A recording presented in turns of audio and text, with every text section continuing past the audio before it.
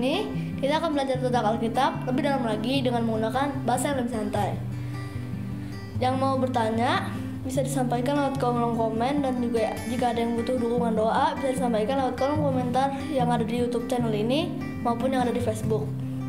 Juga mohon dukungannya dengan like, subscribe, dan tekan tanda loncengnya. Dan jika ada yang ingin dukung lebih lewat dana, bisa disampaikan lewat nomor rekening yang tersedia di kolom deskripsi. Dan lebih dari segalanya, mohon dukungan doanya ya, agar program ini bisa menjadi berkat bagi banyak orang, terlebih menyenangkan hati Tuhan. Oh ya, program ini akan selalu menemani kita setiap Senin sampai Minggu, setiap malam. Selamat mengikuti, Tuhan Yesus memberkati semuanya. Shalom semuanya, kita ambil waktu sejenak untuk menyembah Tuhan.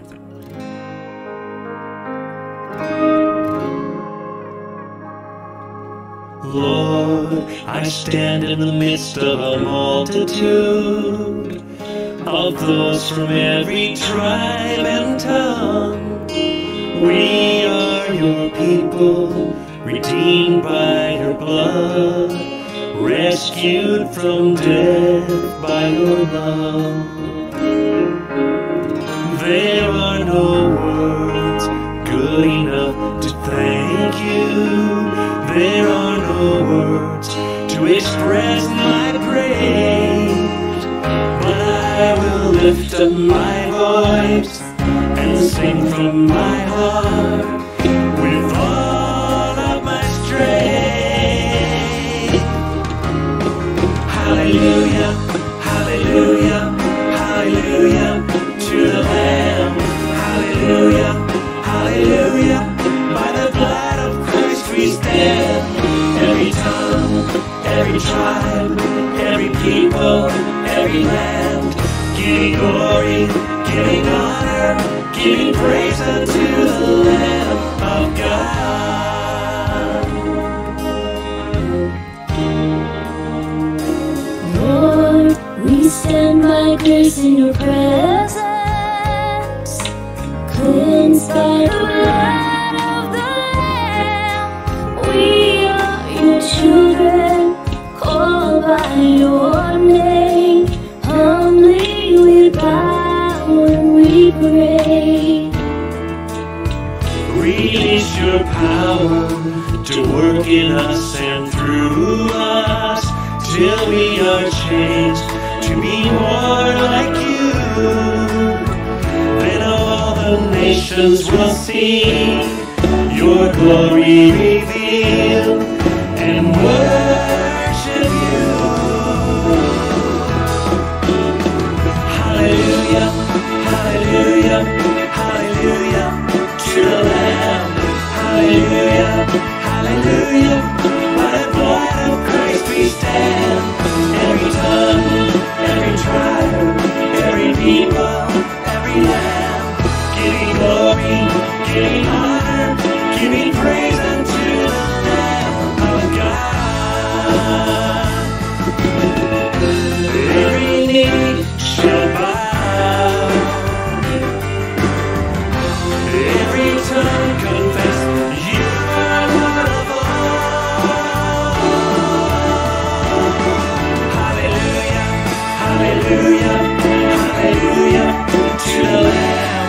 Hallelujah, hallelujah, by the blood of Christ we stand. Every tongue, every tribe, every people, every land, giving glory, giving honor, giving praise unto the. Sing it again. Hallelujah, hallelujah, hallelujah to the Lamb. Hallelujah, hallelujah, by the blood of Christ we stand.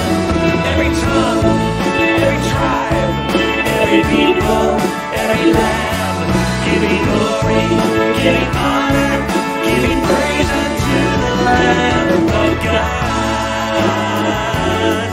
Giving praise unto the Lamb of God. Giving praise unto the Lamb of God.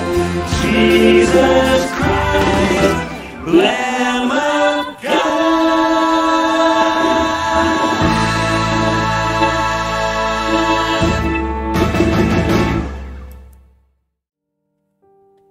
Haleluya. Yesus Christ is Lamb of God.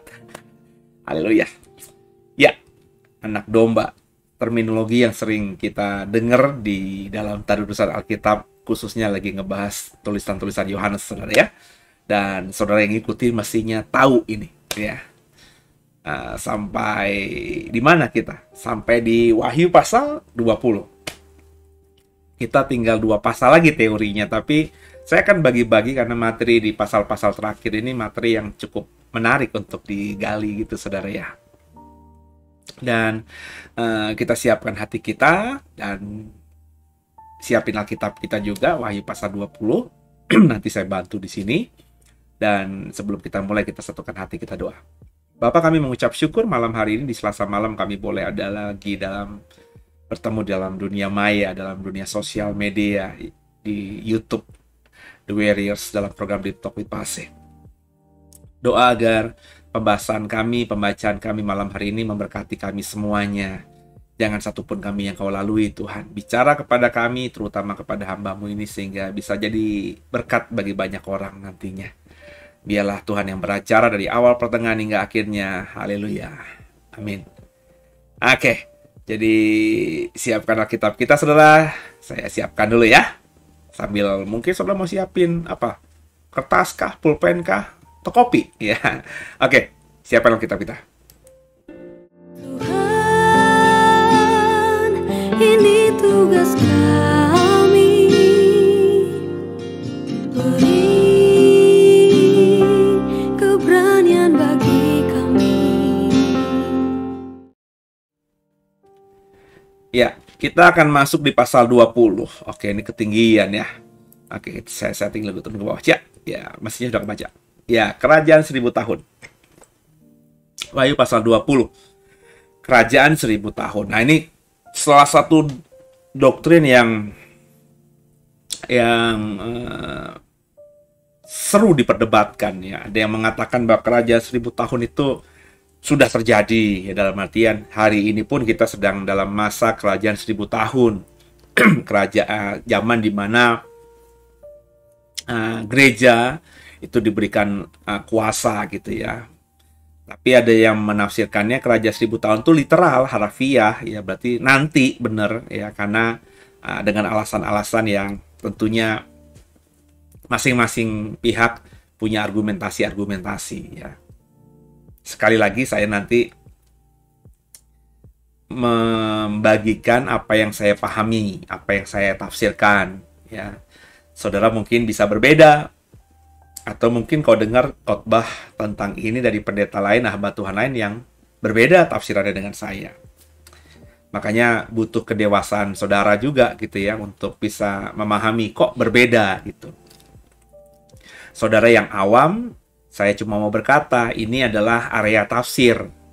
Area tafsir ya berarti meskipun ya semua pihak pasti berkata, saya sudah doa dan saya percaya Roh Kudus yang tuntun saya. Tapi area tafsir itu kalau boleh jujur ya area di mana pemahaman pribadi ya, keakuannya itu memang bermain, saudara ya. Jadi kenapa akhirnya bisa berbeda? Jadi berbeda di sini ya, kalau masih cuman di area tafsir ya kita pahami ya, manusia nggak ada yang bisa sama ya. Kecuali Bapak Ibu mendengarkan khotbah saya ini, terus Wahyu 20 yang saya baca, terus dengan Bapak Ibu bandingkan dengan khotbah pendeta lain dari Wahyu 20, isinya Wahyu 20 berbeda. Berarti kan kata dan kalimat dan ayat-ayatnya itu isinya berbeda ya. Nah, kalau Alkitabnya berbeda, ini ada yang salah nih, pasti ya. Kalau nggak saya atau dia gitu ya. Apalagi kalau kecuali Alkitab tafsirnya beda bahasa ya, pasti beda. Oh, saya dengar pakai bahasa Jawa nggak begitu kok. Iya, pasti beda lah. Saya memakai dengan bahasa Indonesia ya. Biarpun itu bahasa Jawa dan bahasa Indonesia dekat gitu ya. Tapi kan tetap aja dalam penafsiran menjadi bahasa yang berbeda, pasti bisa berbeda gitu ya.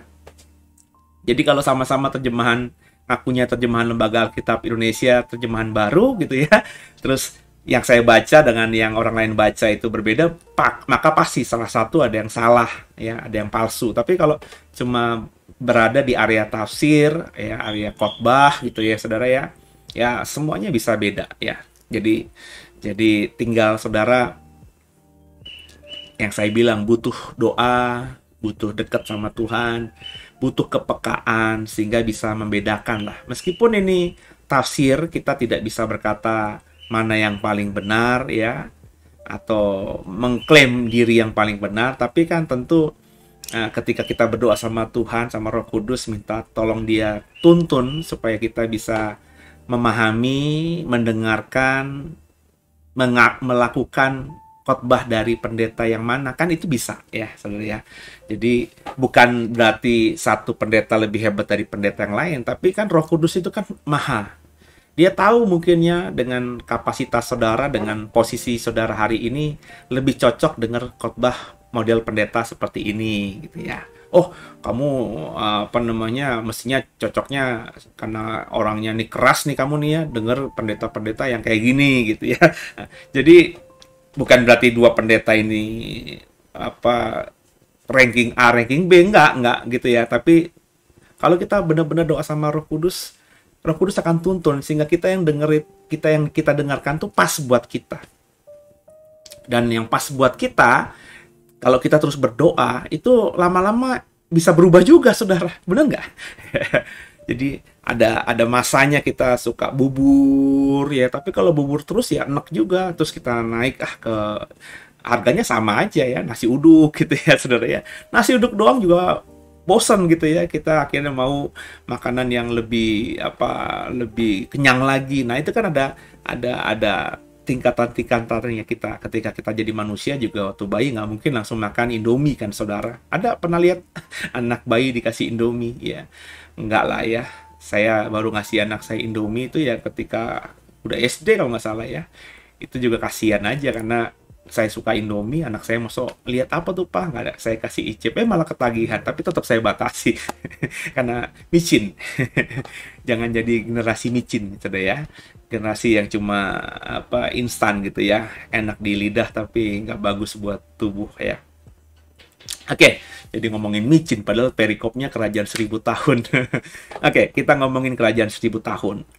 Nah, posisi saya di mana?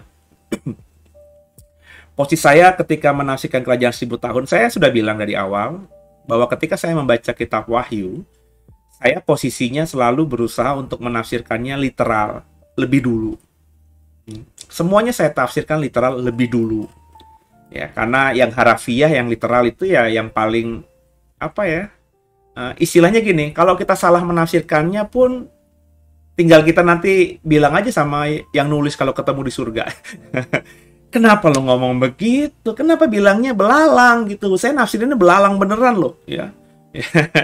Ya Yohanes mungkin nanti bisa bela lah. Gue bingung, gue mau nulis apa, kan kita bisa berargumentasi nanti di surga. Tapi kita nggak bisa disalahkan juga gitu kalau kita menafsirkannya literal atau harafiah ya. Jadi menafsirkan literal harafiah itu kalau lucu-lucuannya tuh ya, kita nggak bisa disalahkan karena ya kalimatnya begitu gitu. Belalang yang seperti yang punya kekuatan seperti kalajengking kan yang kita baca gitu ya. Jadi kita menafsirkan itu gitu ya. Tapi ya ketika saya berusaha menafsirkan literal tapi nggak masuk akal. Nah, kayak tadi belalang punya kuasa seperti kalajengking kan nggak masuk akal. Belalang is belalang, kalajengking is kalajengking gitu loh. Nggak pernah saya lihat ada belalang punya sengat atau punya racun kayak kalajengking gitu ya. Berarti ini makna simbolik gitu ya, bukan belalang harafiah, bukan juga kalajengking harafiah. Dan kalau kita baca utuh ternyata ya memang ini ya makna simbolik. Ketika lubang jurang maut itu dibukakan ya, lubang jarum mah unta ya saudara ya, lebih mudah unta masuk lubang jarum. Itu pun juga lubang jarumnya bukan lubang jarum jahit saudara ya. Sampai nenek kita bangkit lagi dari kubur pun nggak mungkin bisa unta masuk lubang jarum seperti lubang jarum yang nenek kita sering ngerajut kain, saudara ya. Maksudnya lubang jarum ini ada sebuah pintu di daerah Israel sana ya. Itu disebut pintu lubang jarum memang ya. Jadi biasanya tuh ada pintu besar, ada pintu kecil. Nah, pintu kecil itu biasanya dibuka untuk orang lalu lalang ketika pintu besar itu sudah tertutup. Kan di zaman dulu kan ada pintu gerbang kota. Ya, pintu gerbang itu yang besar dibuka pagi, kalau udah menjelang malam ditutup. Tapi orang masih bisa keluar masuk lewat lubang jarum itu, ya. Pintu kecil itu. Itu pintu yang hanya buat manusia. Tapi unta rupanya bisa juga masuk lubang jarum itu ketika unta itu jalannya sambil jongkok gitu ya, bersujud gitu ya. Bapak Ibu kalau lihat unta nurunin orang kan, dia kan pakai sikunya dan dia bisa dilatih sama pawangnya itu untuk merangkak lah tanda kutip gitu ya, untuk masuk ke lubang, ke pintu itu. Kalau dia dengan posisi berdiri nggak mungkin bisa masuk ya, karena itu pintu hanya pas buat ukuran manusia aja, satu orang manusia ya. Ya, tapi unta bisa ya, meskipun susah payah unta pasti bisa kalau unta itu dilatih gitu ya. Jadi unta lebih bisa masuk ke lubang jarum ya daripada orang kaya masuk dalam kerajaan surga. Jadi meskipun susah payah unta masih bisa masuk pintu lubang jarum itu daripada orang kaya masuk dalam surga. Orang kaya di sini juga bukan orang kaya yang anak Tuhan, orang kaya yang benar-benar terikat sama kekayaannya, sama mamonnya, otaknya uang mulu, kurang lebih begitu saudara ya. Dan yang saya mau katakan Bapak Ibu tadi ya, penafsiran tadi ya harus literal dulu kalau saya, kalau nggak bisa ya baru pakai simbolik kayak lubang jarum tadi lah gitu ya. Masa sih lubang jarum literal? Kan lubang jarum jahit gitu, mana bisa gitu ya. Nah makanya ini pasti makna simbolik. Ternyata ketika saya gali ya makna simboliknya ada gitu ya. Bahwa tadi ya ada pintu yang kecil gitu ya. Dan itu bukan harafiah ya, tapi itu simbolik gitu ya. Sama di kitab Wahyu juga begitu ya. Saya berusaha menafsirkannya harafiah gitu. Awalnya belalang seperti kekuatannya kalajengking ya. Tapi ketika ayat-ayat saya baca, oh ternyata ini roh jahat yang bersama dengan malaikat jurang maut itu diikat di lubang jurang maut itu ya. Kemudian ketika dibukakan jurang maut itu, maka roh-roh jahat yang menjadi orang terdekatnya si Apollyon dan Abaddon, yakni Satan atau malaikat jurang maut itu ikut keluar ya dari jurang maut itu, dan digambarkan itu seperti asap tanur besar. Jadi banyak sekali itu roh jahat yang selama ini terpenjara, dan ketika dia dilepaskan ya dia liar. Maka Yohanes menggambarkannya belalang tapi punya kekuatan seperti kalajengking gitu ya, bisa menyiksa ya, karena mereka selama ini terpenjara ya. Mereka kayaknya melampiaskan dendam mereka, amarah mereka untuk menyiksa manusia, tapi Tuhan sudah bilang kalian boleh siksa manusia siapapun ya, terutama yang tidak punya tanda namaku di dahi ya, boleh kau siksa semuanya, tapi jangan kau ambil nyawanya. Jadi saya tafsirkan tadi akhirnya simbolik ya, itu bukannya belalang beneran, bukan kalajengking beneran, tapi adalah kuasa demon atau roh jahat yang terpenjara bersama dengan malaikat jurang maut atau Satan atau Abaddon atau Apollyon itu ya, dan mereka akhirnya berkuasa atas bumi. Gitu saudara ya. Nah, kerajaan 1000 tahun gimana? Saya sih awalnya berusaha menafsirkan literal ya. Coba kita lihat ayat-ayat ini. Literal itu masuk akal apa enggak? Kalau masuk akal ya kita tafsirkan literal. Tapi kalau tidak masuk akal ya kita tafsirkan simbolik, ada masa gitu ya. Coba kita baca ayat 20. Pasal 20 ayat 1. Sama-sama ya. Lalu aku melihat seorang malaikat turun dari surga, memegang anak kunci jurang maut dan suatu rantai besar di tangannya. Jadi ini saya percaya malaikat yang sama yang tadinya membuka jurang maut ya. Karena ya mestinya yang dikasih tanggung jawab membuka dan memegang itu ya, atau memegang anak kuncinya ya satu orang. Atau mungkin ya kalau kita pakai logika yang sederhana ya satu tim lah gitu ya. Karena nggak mungkin kunci penting dipegang sembarangan orang gitu. Pasti dipercayakan pada satu orang atau ya satu tim. Jadi kalaupun tim disebut tim, tapi ya paling hanya beberapa orang saja. Jadi kalau yang satu lagi berhalangan, lagi nggak tugas, dipercayakan kepada orang kedua. Kalau orang kedua nanti berhalangan, dipercayakan kepada orang ketiga. Pokoknya hanya sekitar sedikit orang yang bisa punya akses memegang kunci ini. Sama, saya memakai logika itu ya. Jadi kemungkinan besar sih ini malaikat yang sama yang turun juga ke dunia, dan membawa kunci jurang maut ini dan kemudian membukanya sehingga akhirnya keluarlah demon itu yang digambarkan Yohanes seperti belalang yang punya kekuatan seperti kalajengking, termasuk melepaskan si malaikat jurang maut Abaddon atau Apollyon, ya. Kemudian malaikat yang sama di pasal 20 ayat 1 ini turun lagi ke bumi, turun dari surga berarti kan ke bumi. Dia memegang kunci jurang maut juga dan suatu rantai besar di tangannya. Ayat 2 ya. Ia menangkap naga, si ular tua itu, yaitu iblis dan Satan, dan ia mengikatnya 1000 tahun lamanya. Lalu melemparkannya ke dalam jurang maut, lalu menutup jurang maut itu, dan memateraikannya di atasnya supaya ia jangan lagi menyesatkan bangsa-bangsa sebelum berakhir masa 1000 tahun itu. Kemudian daripada itu, ia melepaskan untuk sedikit waktu lamanya. Nah, jadi apa namanya? Tidak dikatakan di pasal ketika malaikat jurang maut ini atau Abaddon atau Apollyon ini dilepaskan atau keluar gitu ya, dia sedang dalam posisi dirantai atau diikat tangannya. Coba saya melihat Alkitab saya ya supaya cepat saja. Seingat saya ya ketika kita baca masalah sampai di sana itu kita tidak ketemu apa namanya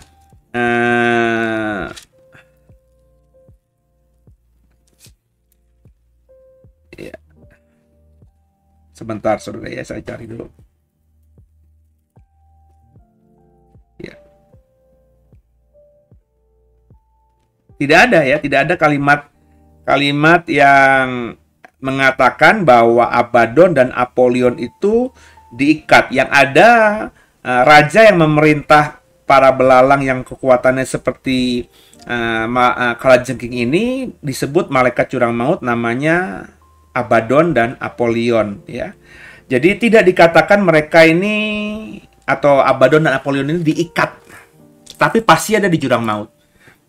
Logikanya ketika pintu lubang jurang maut itu dibukakan ya, yang keluarnya bukan cuma demon atau kalajengking yang punya kekuatan seperti belalang yang punya kekuatan seperti kalajengking semata yang saya tafsirkan demon atau roh jahat itu ya, roh yang paling jahat yang terpenjara di jurang maut bersama dengan Apollyon dan Abaddon, tapi Apollyon dan Abaddonnya sendiri atau malaikat jurang mautnya ini sendiri juga keluar dong ya, kan logikanya begitu dibuka maka bebas gitu. For the first time mereka bebas, tadinya mereka terpenjara di situ ya, mereka tidak bisa keluar dari jurang maut itu. Mereka kalau saya tafsirkan Abaddon atau Apollyon itu Satan ya, meskipun dia terpenjara tanda kutip ya di jurang maut, tapi semua malaikat yang jatuh dalam dosa yang menjadi roh-roh jahat di udara ini, mereka semua sadar siapa pemimpin mereka, yakni Satan. Ya. Jadi mereka mengerjakan hari-hari ini pekerjaan Satan di bumi dengan cara berusaha untuk membuat manusia berdosa. Mereka inilah yang kita hadapi dalam peperangan rohani hari demi hari, saudara. Mereka tahu perintah Satan itu apa. Mereka tahu maunya Satan terhadap manusia itu apa. Itu yang mereka kerjakan hari-hari ini. Satannya, yang saya tafsirkan Abaddon atau Apollyon itu, sekarang masih terpenjara di jurang maut. Nanti ketika dilepaskan, maka Satan benar-benar berkuasa. Bisa kita temui. Kita nanti bisa berhadapan muka dengan sang pribadi Satan atau Abaddon atau Apollyon itu. Makanya ketika dia muncul, dia langsung luar biasa. Dia tahu saat waktunya dia nggak lama, dia langsung berinkarnasi menjadi manusia. Menjadi binatang yang keluar dari dalam laut. Menjadi antikristus itu. Ya, karena dia sudah harus menyelesaikan tugasnya. Menyesatkan sebanyak mungkin manusia, dan dia berhasil kalau kita membaca kitab Wahyu. Ya, semuanya dibuatnya untuk punya tanda binatang itu di dahi dan di tangan dan menyembah patungnya, sehingga seluruh bumi Alkitab katakan menyembah binatang dan naga itu ya, si Satan itu. Berhasil ya, kalau ngomongin gol berhasil ya. Tapi juga dia gagal karena nggak semuanya, karena darah Yesus menyelamatkan banyak manusia. Ya saudara ya. Nah menariknya di ayat 2, kalau Bapak Ibu tafsirannya sama dengan saya, maka naga si ular tua, iblis, Satan ini, itulah si Abaddon atau Apollyon yang dilepaskan kemarin, ya. Tapi kemudian ketika pemberontakan dia, ketika dia berinkarnasi menjadi antikristus, ketika akhirnya dia memimpin peperangan atas Tuhan Yesus dan semua malaikat-malaikatnya di Harmagedon gagal, ya, maka si antikristus dan juga binatang dari bumi, yakni nabi palsu, itu dilempar hidup-hidup ke lautan api, benar ya? Tapi satannya, ya, belum dikatakan diapa-apakan, ya. Baru kita ketemu di pasal 20 ini, Satan atau Abaddon, Apollyon diikat, ya, oleh rantai besar yang dibawa oleh malaikat yang turun dari surga ini. Kemudian dia dilemparkan ke jurang maut, lalu menutup jurang maut itu dan memateraikan di atasnya, supaya ia jangan lagi menyesatkan bangsa-bangsa sebelum berakhir masa 1000 tahun itu. Ya. Nah, ketika dia terikat dan dilemparkan ke dalam jurang maut, pertanyaan saya, apakah semua malaikat-malaikat yang mengikuti pemberontakan dia di surga, yakni sepertiga jumlah malaikat itu dibuang juga atau dilemparkan juga di jurang maut? Kalau sebelumnya, jadi gini nih. Ini saya cuman garis besarnya aja, saudara. Awalnya, mereka semua ini, ya Satan, ya semua malaikat-malaikatnya kan penghuni surga.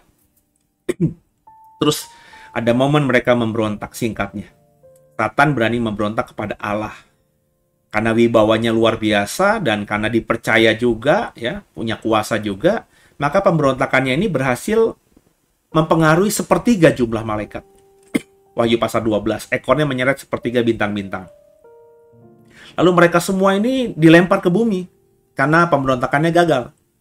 Mereka menjadi penguasa atas bumi. Satan tadinya bebas di bumi, ya. Satan dan juga semua malaikat yang jatuh dalam dosa itu semuanya ya di bumi. Ketika itu nggak tahu durasinya berapa lama, bertahun-tahun, beratus-ratus tahun, beribu-ribu tahun, bermiliar-miliar tahun, nobody knows, saudara. Ya, kalau ngeliatin kata ilmuwan tentang usia bumi ini miliaran tahun usianya, saudara. Bisa jadi itu adalah usia bumi yang benar, ya, bisa jadi, ya. Ilmu pengetahuan, ya, meskipun bisa salah, tapi kan tidak mungkin namanya ilmu pengetahuan itu memprediksi atau membuat penelitian hasil diumumkan dengan sesuatu yang tidak ilmiah gitu. Diketawain sama ilmuwan lain dong pasti kan. Jadi logika mereka, cara mereka membuat penelitian itu pasti kan bisa ada ukuran-ukuran akademisnya. Jadi saya termasuk orang yang percaya kalau kita ngikutin Alkitab harafiah kan usia bumi ya belum sampai 6.000 tahun lah, saudara, ya. Ya, belum sampai. Ya, kalaupun lebih ya sekitar 6.000-an tahun, 7.000-an tahun belum sampai, saudara, ya. Diukur dari Adam aja. Di Adam dihitungin umurnya berapa, sampai kemana, sampai Yesus sampai sekarang itu ya 6.000-an tahun. Jadi kalau miliaran tahun lebay tentunya. Akhirnya banyak orang Kristen ketawain ilmu pengetahuan. Tapi hati-hati loh mengetawakan ilmu pengetahuan itu, saudara. Karena zaman dulu di gereja pertengahan itu ilmu pengetahuan mengatakan, ya, akhirnya mengatakan bumi lah yang mengitari matahari. Selama ini sebelumnya gereja mengatakan matahari yang mengitari bumi. Ya, ilmu pengetahuan berkata sebaliknya. Oleh gereja saat itu semua ilmuwan-ilmuwan yang mengatakan bahwa bumi yang mengitari matahari dibunuh, saudara. Baca sejarah, ya. Tapi akhirnya gereja berubah ketika ilmu pengetahuan itu akhirnya bisa menemukan bukti-bukti lebih realistis, ya. Akhirnya pemahaman berubah, bumi mengitari matahari. Jadi maksud saya kita jangan terlalu gimana sama ilmu pengetahuan, karena Tuhan izinkan semua itu ada kan. Ilmu pengetahuan kan dari Tuhan juga, ya. Nah, ilmu pengetahuan sekarang mengatakan bahwa ada kemungkinan kehidupan di luar angkasa. Ya, jangan juga bilang nggak mungkin. Alkitab nggak mengatakan ada alien. Nah, Alkitab memang ngomong soal bumi, nggak ngomongin soal langit, saudara, ya.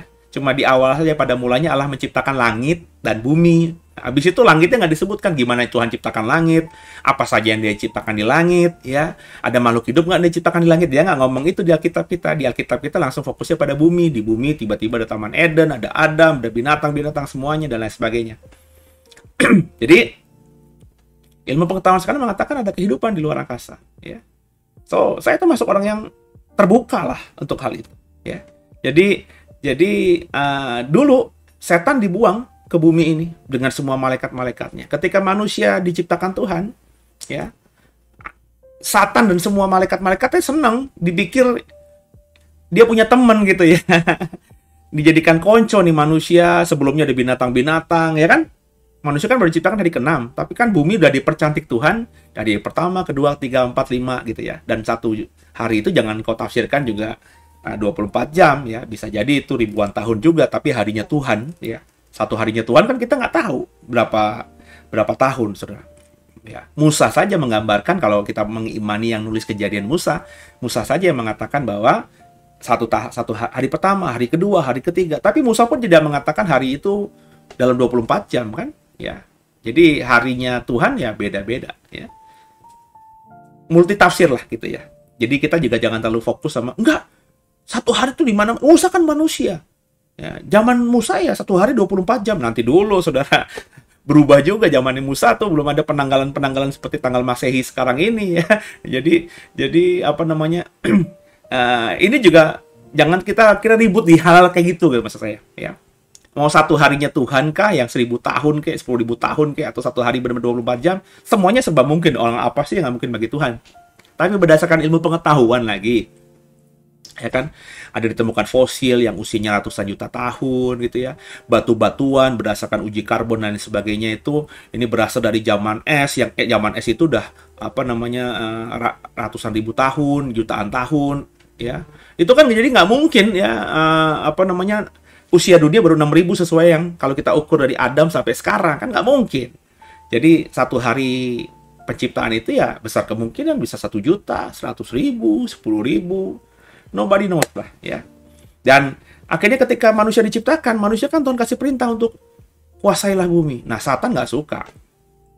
Ya, loh, ternyata manusia dan semua yang diciptakan Tuhan ini bukan untuk jadi pengikutku, tapi malah untuk menguasai bumi, menguasai aku manusia diperintahkan untuk mengalahkan aku begitu. Nah, Satan mulai nggak suka. Maka Satan mulai ya dengan banyak cara menggoda, akhirnya membuat manusia jatuh dalam dosa. Ya. Terus sampai akhirnya apa namanya, ada peristiwa yang bagi saya paling apa ya bahasanya itu ya, kalau kita saya ngomong pakai bahasa dramatisir ya, paling melukai hatinya Tuhan ya, di Kejadian pasal 6 itu ya, sehingga Alkitab katakan Tuhan menyesal menciptakan manusia dan ingin membunuh semua manusia. Baca Bible Kejadian pasal 6. Ada peristiwa yang membuat akhirnya Tuhan menyesal menciptakan manusia. Karena manusia bukan cuma berdosa. Manusia berdosa saja sudah membuat Tuhan sedih gitu ya. Tapi ingat ketika Adam berdosa, Hawa berdosa, Kain berdosa membunuh Habel. Perhatikan loh Bapak Ibu. Tuhan masih mencari mereka. Benar nggak? Adam dan Hawa berdosa, mereka malu, telanjang, mereka nutupi badannya. Kemudian ketika mereka mendengar langkah kaki Tuhan di hari yang sejuk di taman itu, Adam, Hawa, di mana kalian? Dicari sama Tuhan loh. Apakah Tuhan nggak tahu Adam dan Hawa sudah berdosa? Tahu dong. Tapi faktanya Tuhan masih mencari Adam dan Hawa. Ketika Kain habis membunuh Habel, ya, baik baca. Tuhan yang ngomong pertama kali kepada Kain, ya. Tuhan yang ngobrol sama Kain. Artinya apa? Tuhan yang cari Kain. Dan ketika Kain bilang, oke, aku siap dihukum, ya. Tapi kalau kau buat aku jadi pengembara, nanti aku dibunuh sama manusia-manusia. Ya kan gitu kan? Nah, ini topik yang menarik juga. Manusia-manusia itu manusia yang mana? Orang zaman itu baru Adam, Hawa, Kain. Habel udah dibunuh. Ya, manusia-manusia yang lain itu siapa? Nanti kita ngomong di program Bible Talk ya. Nanti kita setiap hari Minggu pagi jam 9 30 ya. Jadi kita akan 9.15 ya. 9.15 pagi kita akan Bible Talk ya, ngobrolin Alkitab dari kitab Kejadian setiap modul ya 1 jam gitu ya. Jadi nanti Bapak Ibu kita bisa berinteraksi soal hal itu ya. Jadi kita ngobrol soal itu, tanya jawab juga bisa, sambil kita belajar lebih lagi, beriteraktif gitu ya saudara ya. Nanti ya itu yang ngomongin itu ya. Singkat cerita, Tuhan ingin membunuh semua manusia. Ada momen akhirnya Tuhan menghukum manusia, hanya menyisakan Nuh dan keluarganya. Dan ketika Tuhan menghukum semua manusia itu, pertanyaan saya, apakah Tuhan tidak menghukum makhluk-makhluk yang disebut roh-roh jahat itu? Karena saya menafsirkannya literal ya, anak-anak manusia menikahi anak-anak perempuan manusia, anak-anak Allah menikahi anak-anak perempuan manusia yang cantik-cantik ya. Anak manusia yang perempuan yang cantik-cantik itu jelas anak manusia ya. Anak-anak Allahnya ini, Bene Elohim ini siapa? Nah, ini banyak penafsiran juga ya. Dari banyak yang menafsirkan, saya menafsirkan anak-anak Allah ini ya bicara mengenai malaikat. Ya, nanti kita ngomong lagi soal itu di dalam Bible Talk ya saudara ya. Pas masuk Kejadian pasal 6. Jadi ada malaikat-malaikat yang akhirnya keluar dari hakikat mereka yang tidak kawin mengawinkan dengan mengawinkan anak-anak perempuan manusia yang cantik-cantik tadi. Nah, yang mereka inilah yang diikat ya. Diikat di mana saudara? Kalau bagi saya, malaikat yang kawin mengawinkan dengan anak-anak perempuan manusia yang cantik-cantik ini yang merusak akhirnya manusia secara utuh ya. Gambar Tuhan tuh rusak sekali ya. Itu yang dihukum ya, bersama Satan tentunya yang memerintahkan mereka di jurang maut. Maka saya menafsirkan sejak Kejadian pasal 6 yang namanya Satan ya, yang namanya yang lain-lainnya, atau mungkin juga malaikat-malaikat yang kawin mengawinkan itulah yang diikat di jurang maut. Satan masih berkeliaran ya. Bisa pertama itu sudah diikat di jurang maut, tapi saya juga mempercayai mungkin Satan masih bisa berkeliaran ya. Satannya masih bisa berkeliaran, tapi mereka yang lainnya sudah terpenjara. Tapi Satan baru akhirnya kalah ya sejak darah Yesus dicurahkan. Karena ada peristiwa Alkitab mengatakan Yesus dicobai iblis di padang gurun, Satan di padang gurun kan. Berarti kan Satannya masih ada, bisa mencobai Yesus kan. Tapi ketika Yesus mengalahkan dia dengan rela mati ya di atas kayu salib, sesuatu yang menjadi menjadi alat bergeningnya Satan kepada Tuhan, bahwa mana ada sih orang yang makhluk yang kau ciptakan yang kalau diberikan kekuasaan itu tetap tunduk sama dirimu. Ternyata ada anak tunggal Bapa Yesus, meskipun dia punya kuasa untuk tidak, tapi dia bilang, jadilah kehendakmu padaku, bukan kehendakku yang jadi. Nah, ketika itu terjadi, Satan terpenjara. Itu tafsiran saya di jurang maut. Maka sejak Yesus mati sampai sekarang, Satan terpenjara di jurang maut. Itu tafsiran saya ya. Kemudian dibukakan ketika malaikat turun dari surga membawa kunci jurang maut. Nah, ketika dikeluarkan, Satan lebih luar biasa lagi dampaknya ya. Menyebabkan Harmagedon dan lain sebagainya gitu ya, antikristus dan lain sebagainya. Dan di kerajaan 1000 tahun di Wahyu 20 ini, dia dilemparkan ke jurang maut ya, dimateraikan. Berikut apa? Semua malaikat-malaikat yang ikut pemberontakan dia. Bukan cuma yang menyebabkan manusia yang rusak di zaman Kejadian pasal 6, tapi semuanya. Jadi ketika proses Satan dilemparkan dengan tangan terikat oleh rantai besar ini, yang dilemparkan ke jurang maut bukan cuma si Satan atau iblis, tapi seluruh malaikat-malaikatnya yang ada di bumi. Kenapa saya berani berkata begitu? Kita baca ya ayat berikutnya ya. Lalu aku melihat tahta-tahta dan orang-orang yang duduk di atasnya. Kepada mereka diserahkan kuasa untuk menghakimi. Aku juga melihat jiwa-jiwa mereka yang telah dipenggal kepalanya karena kesaksian tentang Yesus dan karena firman Allah, yang tidak menyembah binatang itu, patungnya, dan juga tidak menerima tandanya pada dahi dan tangan mereka. Mereka hidup kembali dan memerintah sebagai raja bersama-sama dengan Kristus untuk masa 1000 tahun. Ya. Jadi selama 1000 tahun itu ya, dunia kalau menurut saya itu tanpa Satan dan semua roh-roh jahat yang menjadi malaikat-malaikatnya Satan. Dunia aman, ya. Kalau kita ngomongin wahyu, ya ini karena kita lagi ngomongin wahyu, saya berusaha konsisten untuk menggarap atau menggali di wahyu saja, ya.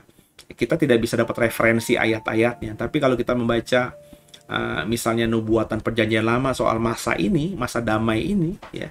Ada anak kecil bermain dengan ular tedung, ya, harimau dan lembu makan rumput. Itu terjadi, kata nubuatan para nabi perjanjian lama, ya. Bakal terjadi dan belum pernah terjadi. Mana ada harimau makan, singa makan rumput. Mana ada anak kecil bermain dengan ular tedung, ya. Yang ada pasti mati anak kecil itu, dan orang tua mana mengizinkan anak kecil main dengan ular tedung, ular paling berbisa, ya. Tapi momen itu pasti ada. Kenapa bisa terjadi demikian? Kenapa harimau bisa makan rumput dan lain sebagainya? Tapi karena tadi, ya, kehendak jahat yang menguasai seluruh makhluk hidup itu sudah nggak ada, sudah terikat dalam jurang maut selama 1000 tahun. Dikatakan di sini juga jiwa-jiwa mereka. Yohanes melihat jiwa-jiwa yang sudah dipenggal. Kan Yohanes menyaksikan semua peristiwa akhir zaman itu. Para saksi Tuhan yang saya bilang martir semuanya itu dibangkitkan kembali oleh Tuhan. Hidup kembali, Alkitab katakan. Dan memerintah sebagai raja bersama-sama dengan Kristus untuk masa 1000 tahun. Jadi yang dibangkitkan kembali itu hanyalah mereka yang tidak menyembah binatang, yang hidup di zaman itu tapi tidak menyembah binatang, patungnya, dan benar-benar dipenggal kepalanya, mati karena iman kepada Yesus. Itu yang dibangkitkan kembali dan memerintah sebagai raja selama 1000 tahun. Bagaimana dengan orang Kristen yang tidak dipenggal kepalanya, yang tidak mati martir? Bagaimana orang Kristen yang mati sebelum masa antikristus berkuasa, sehingga nggak pernah punya kesempatan memilih untuk menyembah patung atau tidak, menyembah antikristus atau tidak? Misalnya orang-orang yang sudah mati hari-hari ini, orang tua saya, rekan kita semuanya, saudara kita semuanya yang sudah mati di 2021 ini, kan kita belum hidup di zaman antikristus. Mereka tidak punya kesempatan memilih mau nyembah binatang atau mau menyembah Tuhan, mau pakai tanda binatang itu atau pakai tanda Tuhan. Mereka belum ada kesempatan memilih itu karena sepanjang hidup mereka antikristus belum datang. Tapi nanti ketika ada masa itu, saudara, ya, semua yang tidak mau memakai tanda binatang dan tidak mau menyembah binatang itu pasti mati di penggal kepalanya. Mereka menderita karena iman. Mereka mati karena iman. Dan mereka inilah karena Tuhan Maha Adil dibangkitkan kembali. Jadi menurut penafsiran saya, yang menjadi raja-raja dan memerintah bersama Kristus 1000 tahun lamanya, itu hanyalah orang-orang Kristen yang sebagai manusia ketika hidup pertama kali itu mati karena imannya. Itu makanya Tuhan Maha Adil. Orang yang mati biasa aja, ya mati tua, mati sakit, mati biasa aja lah, mati normal gitu ya. Dengan orang yang mati karena iman, jadi mereka harus mati saat itu karena mempertahankan iman. Entah ditembak, dipenggal, dibunuh, atau apapun itu. Pokoknya mati aja karena imannya. Bukan karena sakit, bukan karena tua, bukan karena kecelakaan, tapi karena lagi mempertahankan iman. Nah, mereka ini yang karena Tuhan Maha Adil diberikan reward. Itu yang saya bilang, Tuhan tuh Maha Adil. Apa yang kita lakukan di bumi, Tuhan lihat, Tuhan catat. Lalu kalau ada pertanyaan, lalu yang lainnya gimana? Yang nggak dibangkitkan lagi itu lagi ngapain berarti pase gitu ya. Nah, kan ini momen yang saya bilang tadi, momen yang kurang lebih sama dengan momen kerajaan pernikahan anak domba. Loh, maksud pernikahan anak domba sampai 1000 tahun? Ya, kan saya bilang sebenarnya satu harinya Tuhan belum tentu satu harinya manusia. Ya.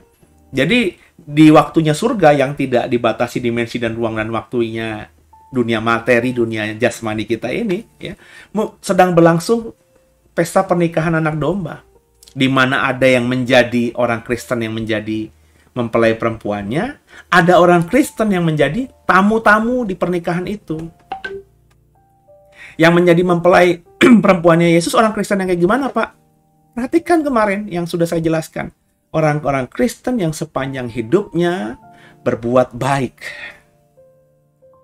Orang-orang Kristen yang hidupnya berbuat baik dan kemudian mati, inilah yang punya baju putih bersih seperti lenan halus yang berkilau-kilauan. Inilah yang menjadi mempelai perempuan Kristus. Lalu yang menjadi tamu ya orang Kristen yang dengan imannya, ya. Jadi saya percaya nggak semua nggak semua orang Kristen akan jadi mempelai perempuan Kristus. Kalau saya loh ya. Hanya orang-orang Kristen dengan kriteria tertentu. Ya. Itu kembali kepada kemahaadilannya Tuhan. Orang Kristen yang hanya sekedar Kristen saja, tidak nyembah binatang-binatang lain, ya pokoknya hidup nggak berdosa lah. Kalaupun berdosa minta ampun sama Tuhan gitu ya. Hanya sekedar itu sampai matinya. Dengan orang Kristen yang terus menghidupi panggilan Tuhan, berusaha untuk menginjil, berusaha untuk mempertobatkan banyak orang, yang sepanjang hidupnya fokus untuk mendoakan orang-orang lain agar dijamah Tuhan, agar bertobat, agar mengalami Tuhan. Dia menginjil, ditolak, berusaha melayani orang, ditolak, mengalami aniaya psikis karena imannya kepada Tuhan. Masakan orang-orang seperti ini yang hidupnya benar-benar untuk Tuhan sampai matinya, itu sama dengan hanya orang Kristen ordinary aja? Kan enggak juga. Sekarang pilihannya kepada saudara, mau jadi tamu atau menjadi mempelai. Nah, itu sedang terjadi di surga sekarang ini, pada peristiwa ini, ya, lagi terjadi di surga. Kalau gitu lama banget ya. Kalau itu untuk ukuran manusia mungkin bisa ribuan tahun, bisa 2000 tahun, saya nggak tahu, saudara. Ya. Tapi dalam waktunya Tuhan itu hari pernikahan anak domba itu, kan waktu surga sama waktu bumi beda. Kita nggak bisa samakan gitu ya. Dan di bumi terjadi peristiwa-peristiwa tadi tuh ya, Armageddon ya, terus juga binatang dan juga nabi palsu dilempar ke lautan api dan belerang. Kemudian juga ada peristiwa yang lainnya ya, peristiwa akhirnya si naga ya, si iblis dan juga roh jahat itu dilemparkan ke jurang maut, bukan ke lautan api ya, ke jurang maut lagi loh. Berarti di neraka, di Gehenna, di lautan api dan belerang sudah ada setan, sudah ada setan, roh jahat belum ada. Di lautan api dalam momen peristiwa ini di bumi itu ya, kan bumi belum menjadi lautan api semuanya, saudara. Ya. Masih ada manusia yang hidup. Jadi makanya saya bilang tadi, bumi ketika mengalami sangkakala dan juga mengalami malapetaka, karena Alkitab katakan kan pulau-pulau tidak ada lagi, gunung-gunung tidak ada lagi, mungkin menjadi seperti bulat gitu ya. Ada satu wilayah, satu daratan, satu kontinen gitu ya. Itu yang dihuni oleh manusia. Sisanya lain itu adalah, kalau menurut saya ya, neraka. Tapi belum bumi semuanya, hanya bagian kecil bumi ya, yang menjadi lautan api. Itu benar-benar kasat mata gitulah ya, kelihatan gitulah. Itulah tempatnya binatang dan juga nabi palsu ya. Baru nanti ya di penghujung kerajaan 1000 tahun, Satan dilemparkan ke lautan api dan langit dan bumi lenyap. Bumi menjadi, kalau tafsiran saya, menjadi Gehenna, jadi neraka utuh selama-lamanya ya, menyala-nyala ya. Dan orang-orang yang tidak punya yang tidak mati martir itu sedang menikmati keindahan, kesenangan, sukacita pernikahan anak domba. Baik tamu, baik mempelai perempuan pasti punya kesukaannya masing-masing. Ya. Dan tidak ada penyesalan loh Bapak Ibu. Jangan jadi berpikir nanti di surga ketika kita jadi tamu doang, ya gue cuma jadi tamu. Andai gue bisa jadi mempelai perempuan. Oh, nggak ada kayak gitu-gituan lagi, saudara ya. Nah, makanya situasi surga itu susah kita bisa pahami kalau saya menafsirkan, loh Pak, kalau gitu nanti di surga ada mempelai perempuan. Nanti yang tamu-tamu ngiri. Nah, perasaan ngiri itu udah nggak ada di surga. Nah, gimana kita menjabarkannya? Gimana kita bisa menjelaskannya coba dalam bahasa dunia ini? Karena dalam konteks apapun di dunia ini, pasti ada iri hati dong. Pasti ada rasa cemburu, jealous dong. Ya kan? Kita datang ke kawinannya teman kita, saudara kita, tampilan mereka cantik. Kita memuji, tapi satu sisi mungkin kita juga, kenapa gue kemarin nggak begini ya? Pasti ada, itu begitu namanya manusiawi ya gitu ya. Nah, tapi di surga nanti nggak ada. Ya jadi tamu ya bahagia, jadi mempelai ya bahagia tanpa, gue mempelainya dong, lu cuma tamu ya. Waduh enak banget sih lo jadi mempelai, gue cuma jadi tamu. Nggak ada perasaan begitu. ya. Nah itu kan yang sulit, meskipun ada perbedaan ya, tapi nggak ada iri hati, nggak ada dengki, nggak ada pikiran negatif. Itu yang saya bilang berkali-kali, pemahaman tentang surga itu susah dideskripsikan menjadi kata-kata manusia yang masuk akal, ya. Makanya saya selalu berkata, kalau ngomongin deskripsi surga itu ya sudahlah, kita coba menafsirkannya, memahaminya dengan apa yang kita bisa. Tapi jelas saya berani yakin itu mendekati 1%-nya aja tidak gitu. Jadi surga jauh berkali lipat ganda daripada apa yang kita yakini indah itu. Nanti akan kita masuk area surga ya, sebentar lagi beberapa hari ke depan. Jadi yang saya mau katakan semua setan, roh jahat, ya demit lah, kuntil. Kalau sekarang kan kita masih sering ada katanya kuntilana, genderuwo gitu kan. Nanti di zaman ini genderuwo semuanya nggak ada, roh jahat tuh nggak ada, semuanya dibuang di jurang maut. Makanya aman, makanya damai. Makanya anak kecil main dengan ular tedung, makanya harimau makan rumput sama lembu.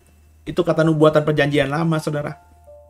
Secara sejarah belum pernah terjadi di dunia ini. Itu indahnya kerajaan 1000 tahun. Sorga di bumi itu menurut saya terjadi di kerajaan 1000 tahun. Sekarang kita baru mengimani, menghidupi secara individu demi individu. Kalau saudara tanya saya, Pak Seno sudah merasakan surga di bumi? Dalam kacamata saya rasa saya sudah merasakan surga di bumi dalam artian, ya saya merasa tenang hidupnya, tercukupi, bisa menikmati apa saja, ya, meskipun kecil gitu ya. Menurut orang lain, cuma kayak gitu aja kok. Tapi menurut saya itu udah luar biasa. Itu kan bagi saya surga di bumi. Tapi sifatnya individual. Karena meskipun saya menikmati surga di bumi, belum tentu istri saya yang satu rumah juga punya perasaan yang sama. Anak-anak saya yang sama. Kayak kemarin saya begitu bahagianya membersihkan bunga-bunga saya ya, dengan sesuatu yang nggak masuk akal. Jadi saya pakai sabun cuci gitu, saudara. Saya pakai sabun cuci, saya bersihin daun-daunnya ya, supaya mengkilap gitu ya. Anak saya yang gede, papa tuh kayak orang gila katanya. Kenapa? Kata mamanya. Masa sabun cuci piring buat nyuci tanaman? Matilah. Nah logika dia mati gitu ya. Karena ya tadi ya. Terus juga bilang papanya aneh. Berarti kenikmatan saya itu belum dinikmati sama anak saya. Nangkep saudara ya? Nah, berbeda-beda. Tapi nanti secara keseluruhan kita akan bisa merasakan surga di bumi ya dalam zaman kerajaan 1000 tahun ini. Nah, kalau saudara mau sampai di sana, sederhana. Saudara ya doa sama Tuhan ya supaya sampai di zaman antikristus itu dan tidak diangkat Tuhan. Cuma itu solusinya. Kalau menurut saya ya. Kenapa? Karena kalau saudara sampai di zaman itu dan yang lain saudara kita seiman sudah diangkat, kita akan mati martir di situ, dipenggal kepalanya, ditikam lah, ditembak lah, pokoknya mati mengenaskan kata orang dunia.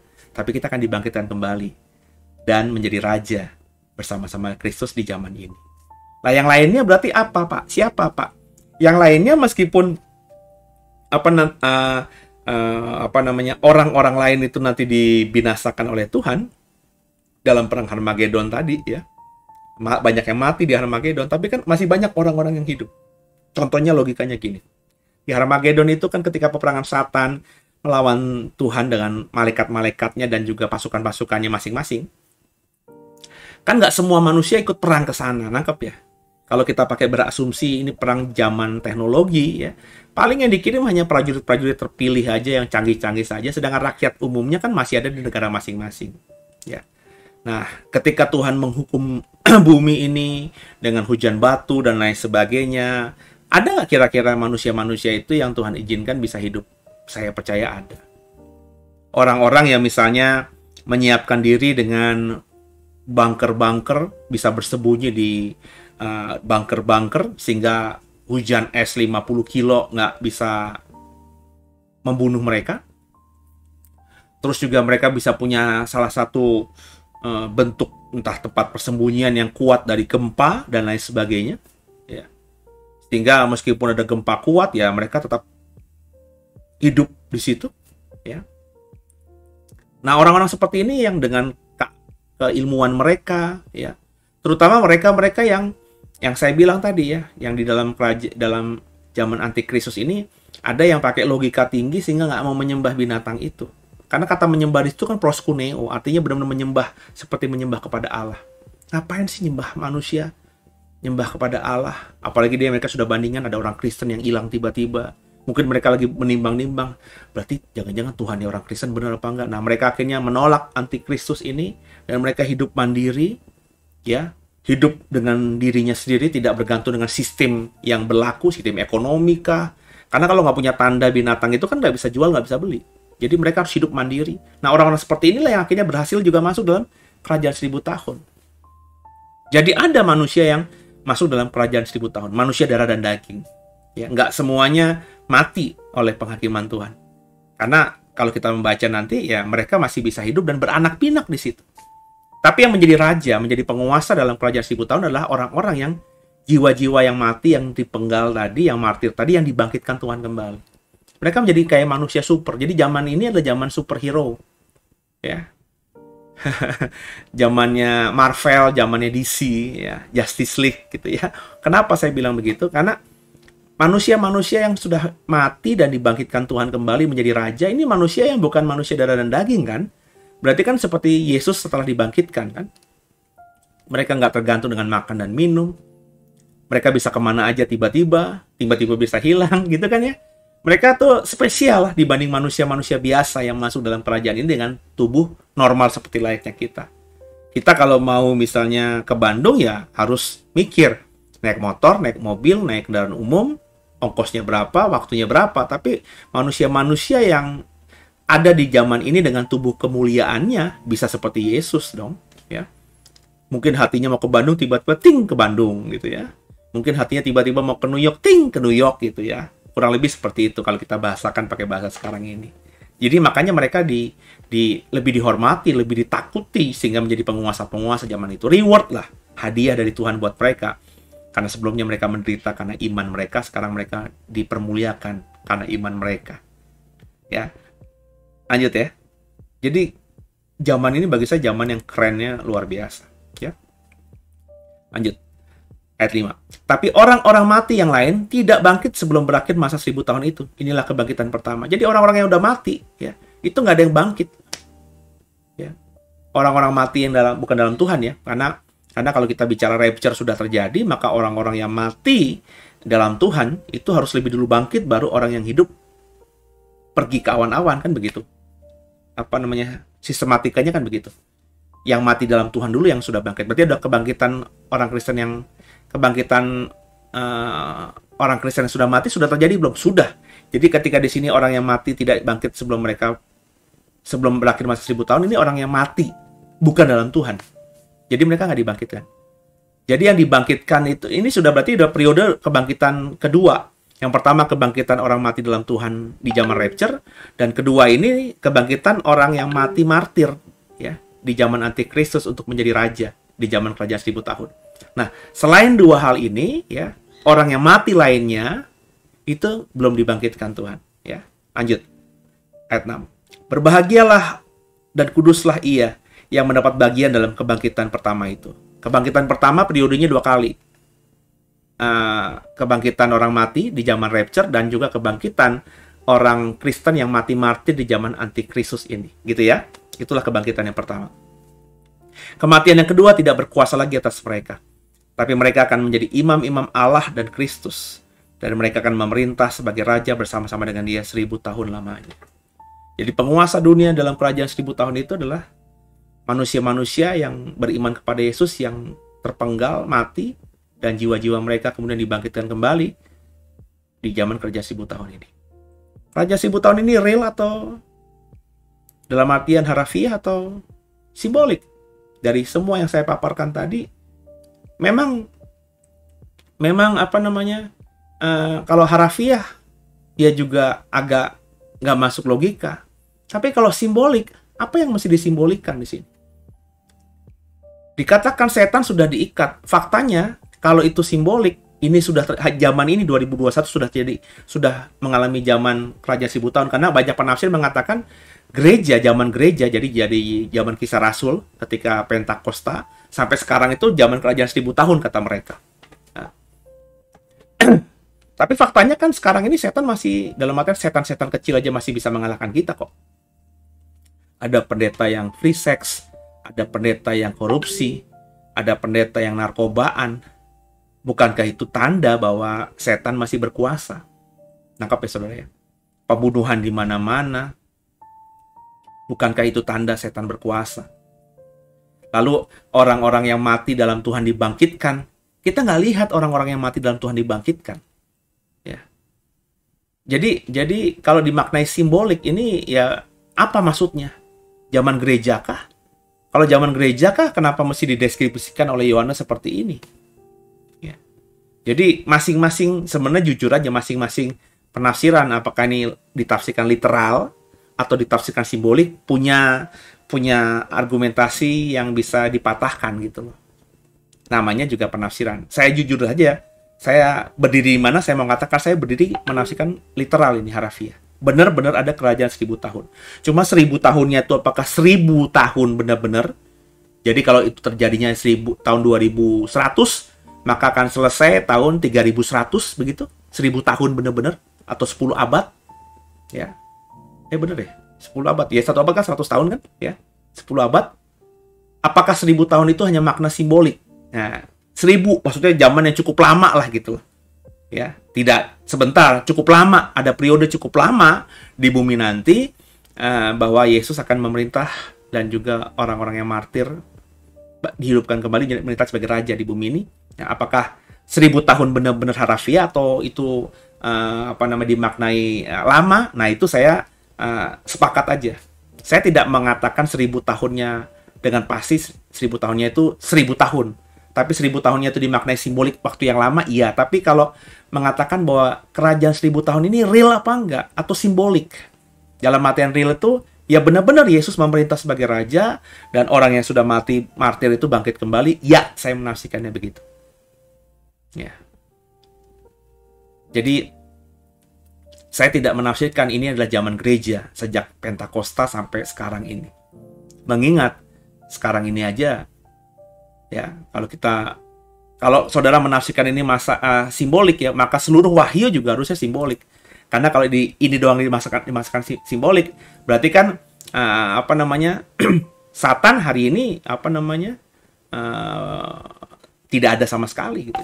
Padahal setan masih berkeliaran, roh jahat masih ada. Ya. Jadi memang di wahyu ini menafsirkan wahyu ada seninya dikit gitu ya. Nah, ada yang bisa ditafsirkan simbolik, ada yang kalau ditafsirkan literalnya masuk akal, literal. Dalam konteks ini saya lebih nyaman menafsirkannya literal. Ya, karena lebih bisa dimengerti, bisa dipahami, ya. Keadilannya Tuhan kelihatan banget di sini. Alih-alih dibandingkan simbolik. Ini adalah zaman gereja, gitu ya. Sebab kalau zaman gereja Yesus memerintah bersama kita, iya, kita imani Yesus memerintah bersama kita. Tapi kan nggak dirasakan oleh banyak orang gitu loh.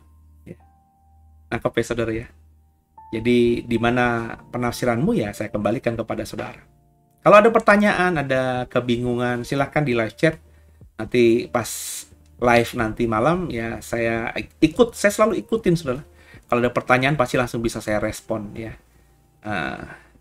Saya langsung jawab lewat live chat gitu ya. Yang admin The Warriors itu kalau pas Deep Talk with Pasi saya yang bisa menjawab saudara. Tapi kalau yang di dalam program-program lain itu biasanya admin saudara ya. Jadi dalam Deep Talk with Pasi biasanya kalau saya nggak kemana-mana ya, pas jam 9 ya saya pasti lihat dan yang mengomentari Shalom Pak Ken, Shalom Bu Bu Grace gitu itu saya ya. Jadi makanya saya bilang kalau Bapak Ibu komen di live chat itu nama Bapak Ibu tuh keinget di kepala saya, ada Pak Hari, ada Pak Heri ya, ada Bu Sisilia gitu ya, ada siapa yang sering komen-komen ya, ada Bu Hendrika gitu ya. Jadi saya biasanya yang menjawab itu gitu saudara ya. Ya semoga jelas lah bahwa kerajaan 1000 tahun itu kerajaan yang bagi saya real ya. Kalau 1000 tahunnya itu bisa ditafsirkan literal 1000 tahun benar-benar atau simbolik ya, lama gitu ya. Tapi esensi kerajaan 1000 tahun itu real bagi saya. dan belum terjadi hari ini. Kalau menurut saya, gitu ya. Semoga dipahami. Tuhan, ini tugas kami, beri keberanian bagi kami. Oke, kita akhiri program ini. Dan sebelum kita akhiri, kita tundukkan kepala, kita doa. Bapak, kami mengucap syukur buat malam hari ini. Kami sudah membahas tentang kerajaan 1000 tahun. Esok hari kami lanjutkan Tuhan, Wahyu pasal ke-20 ini dengan perikop yang baru. Dan ampuni salah dosa kami Tuhan. Yesus Kristus adalah Tuhan Juru Selamat kami yang hidup. Dan ke dalam tangan-Mu lah kami serahkan tubuh, jiwa, dan roh kami. Haleluya. Amin. Selamat malam semuanya. Tuhan Yesus memberkati kita semuanya.